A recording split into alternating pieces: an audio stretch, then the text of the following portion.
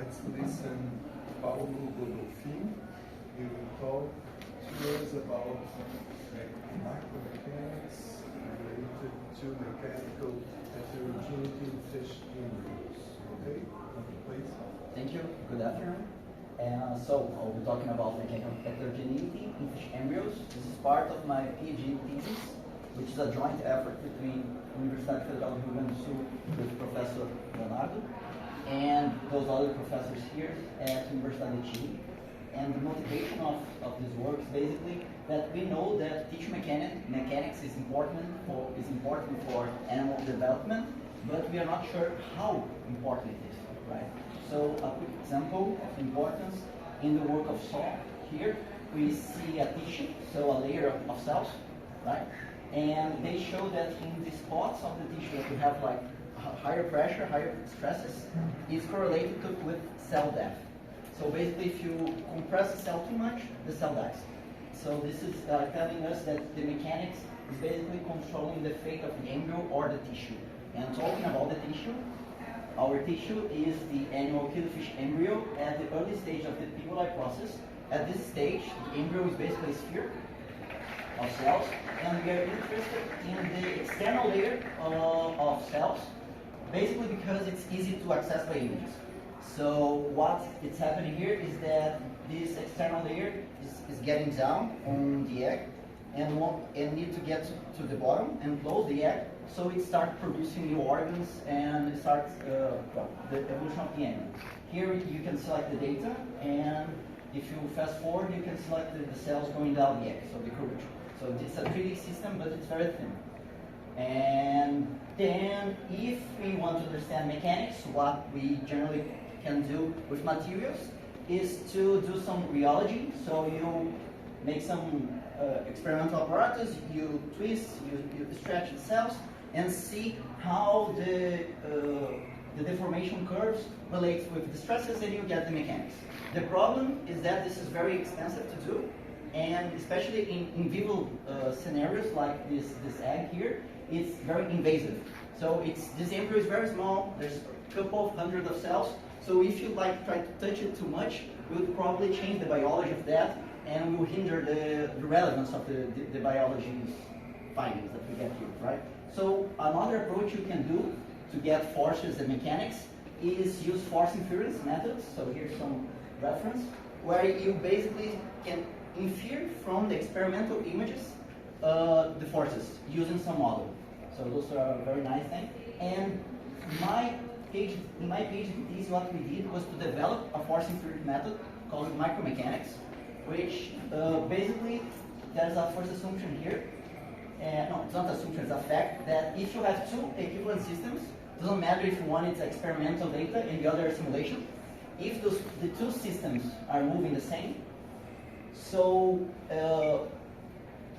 they must have the same forces, because the displacement, if the displacement is the same in the phase field, in the phase space, we see there's only one solution, and then basically they have the same forces. So the only thing that you need then is to find some model that you can fit well to your data. Our data was very easy to get the vertices of the cells, so here we are working with the vertex model.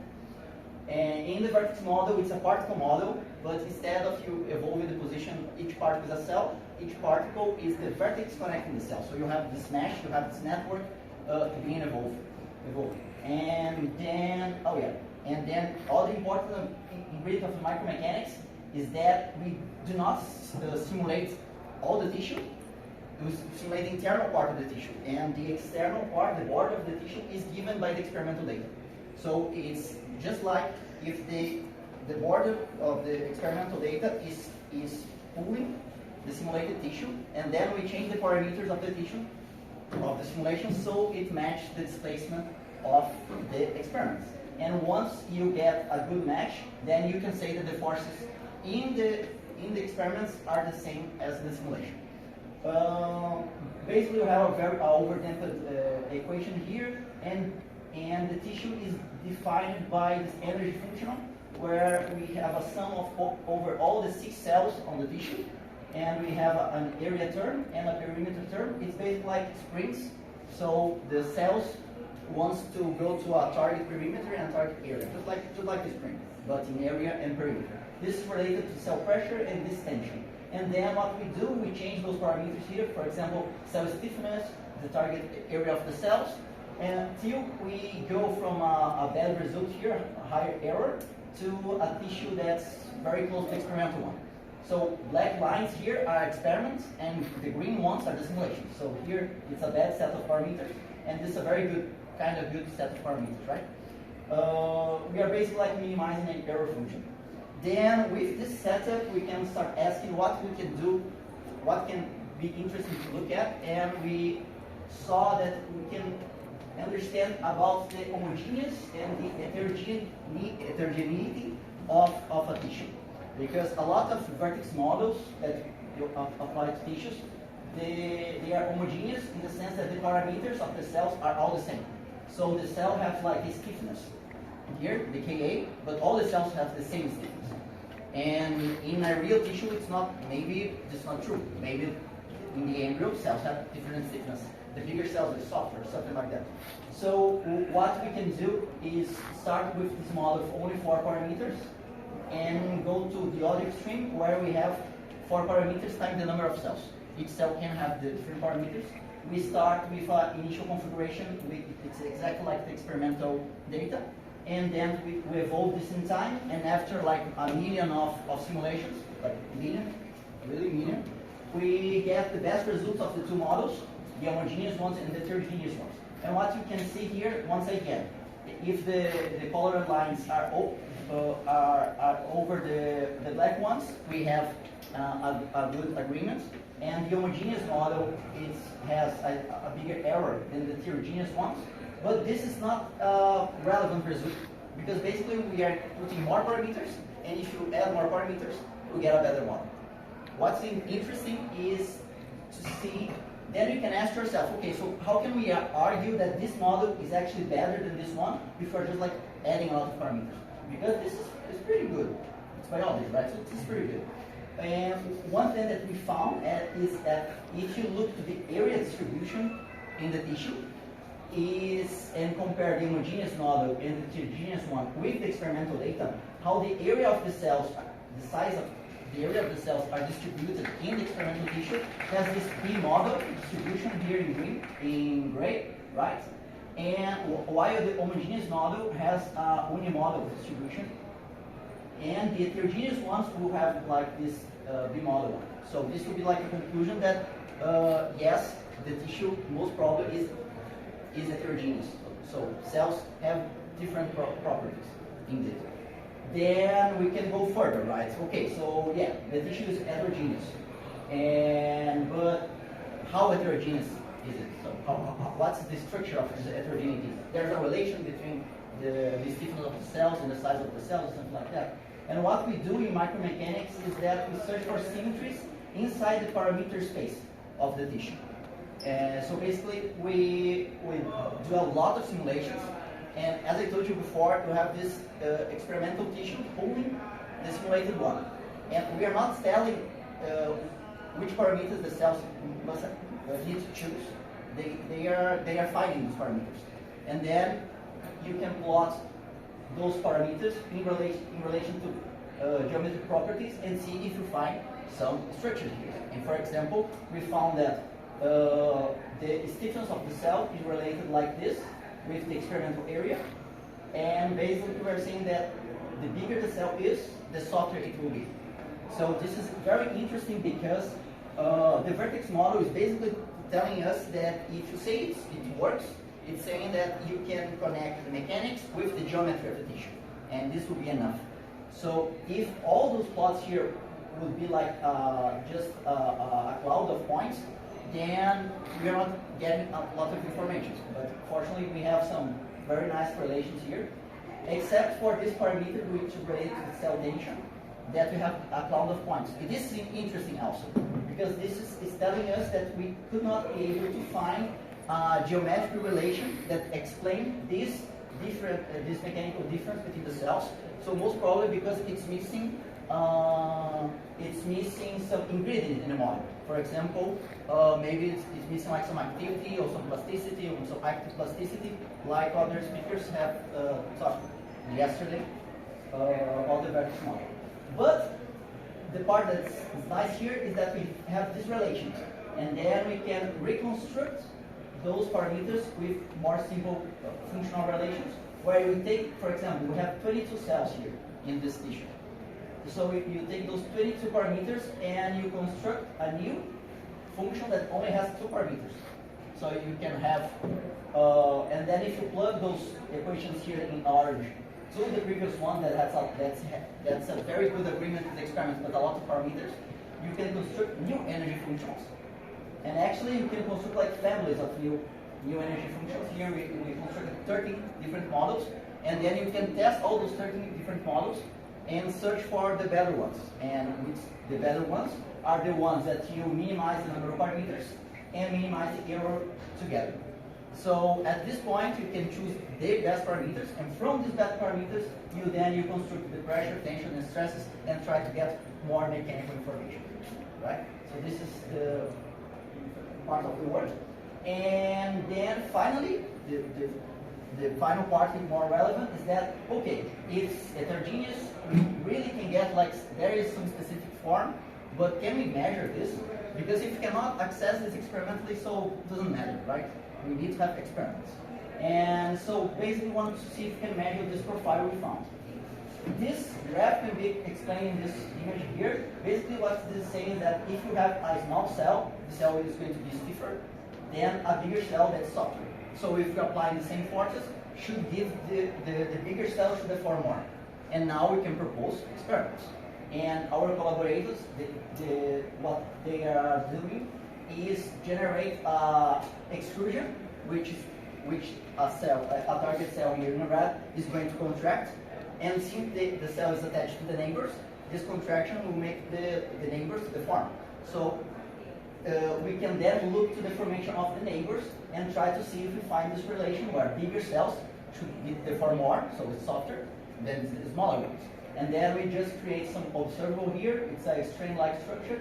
Basically, we have seen how the area is deforming in related to the previous area, right?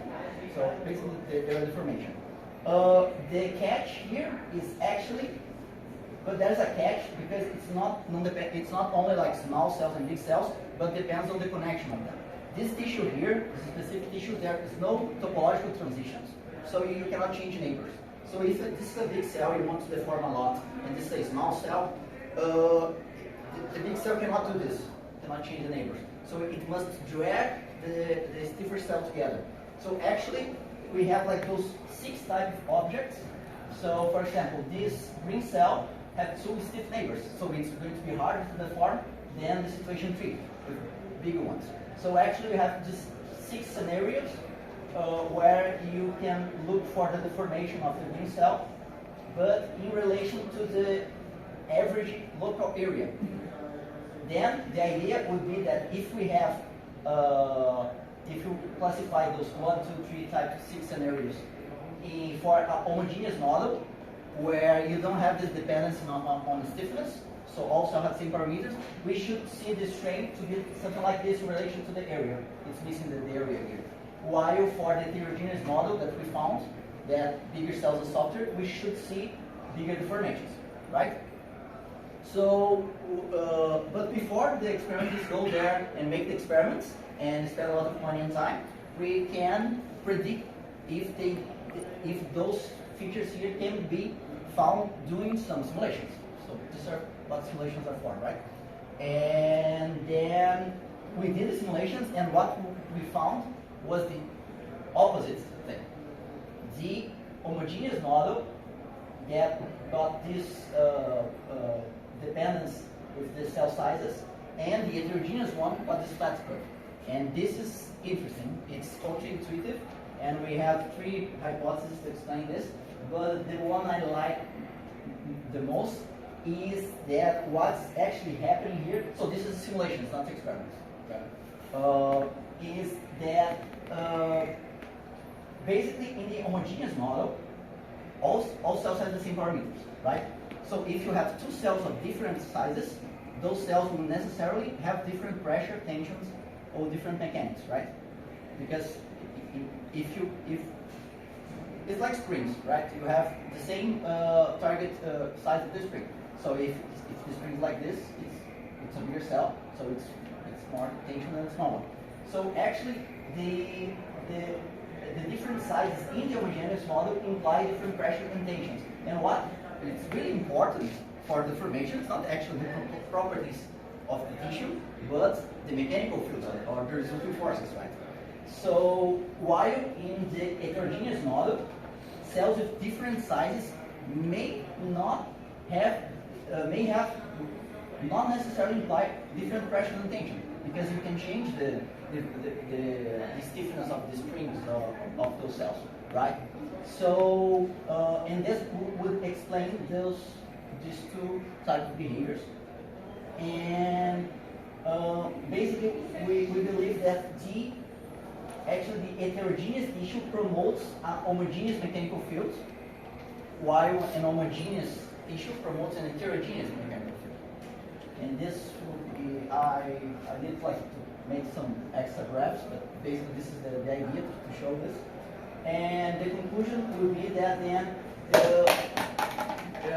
that the area distribution of the cells say that those tissues must be heterogeneous on those properties, right?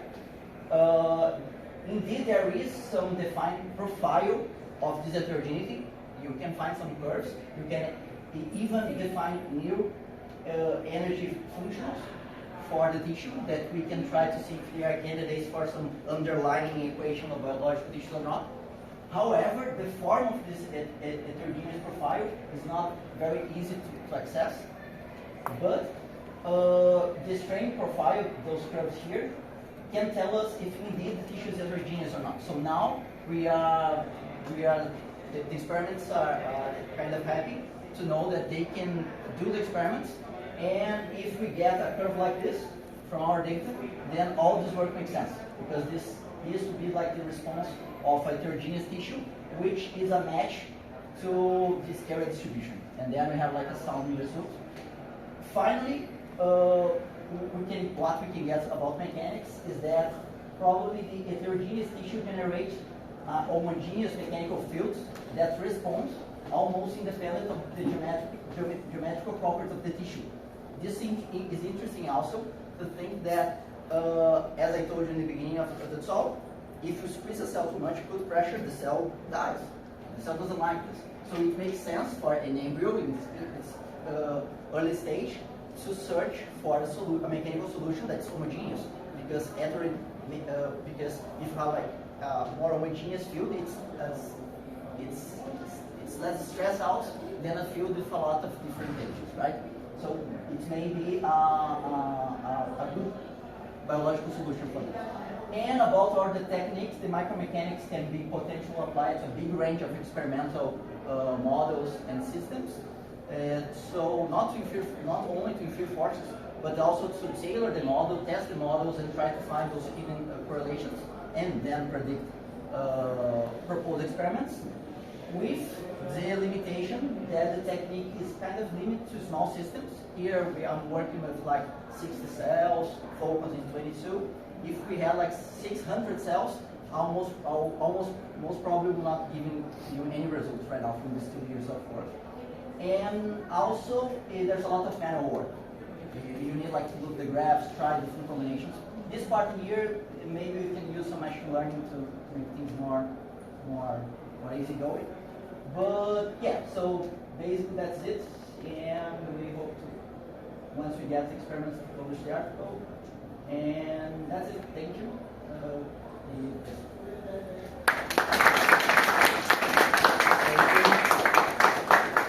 Questions, please? Thank you, very nice. How heterogeneous is it? So 2 questions. How heterogeneous is heterogeneous, for example, range in P0? And the second one is, from what I know about epiboly, but I know this in zebrafish, there is stress at the edge, and things like keratin and similar, which change concentrations. Can you relate your parameters to these processes? Yeah, okay. So first about the range of the the parameters, right? Yeah. I'm not able to change the whole.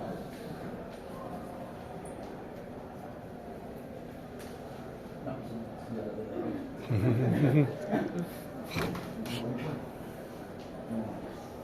No. Yeah, no, it's like, yeah. Can you take pode ir pra trás lá, vai passando pra trás. Mais. Here. Esse aqui tem 4 gráficos também. So, yeah, the range about the parameters, right? So, this is kind of a good question. It's something that we are looking at, not specifically at the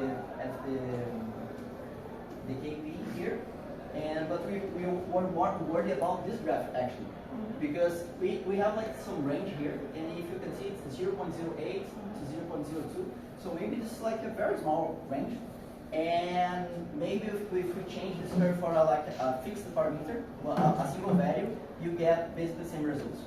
So the same thing, we could think about this model here, and we tried these combinations. Pode avançar, João? Aqui.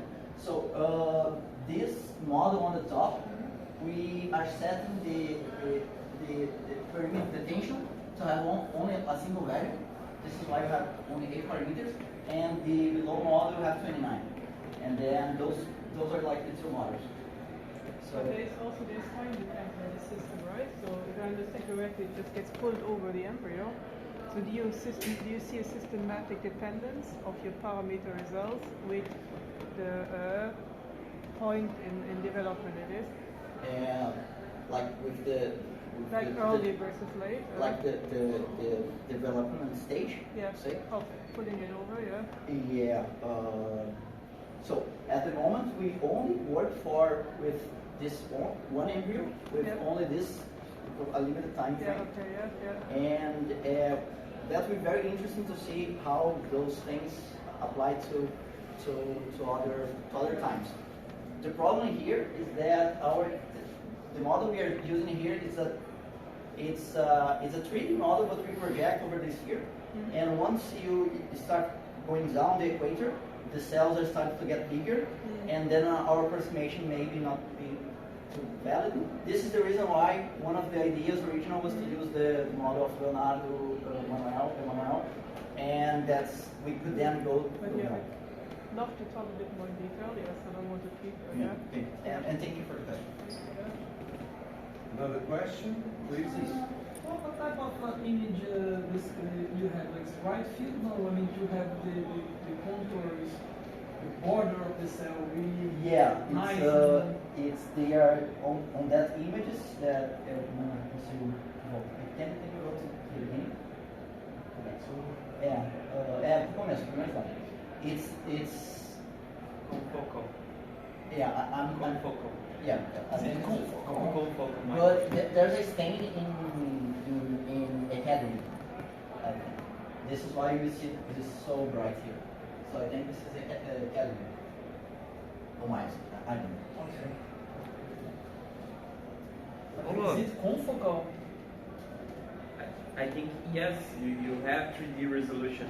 Yeah, you have as it's confocal microscopy with fluorescence. Okay.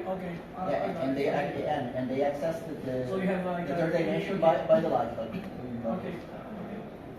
Here's like the experiment. Question, simple question. Yeah. What kind of boundary conditions do you use in your simulations?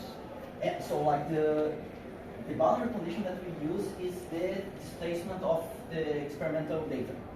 So basically, if pode avançar de novo? Mais mais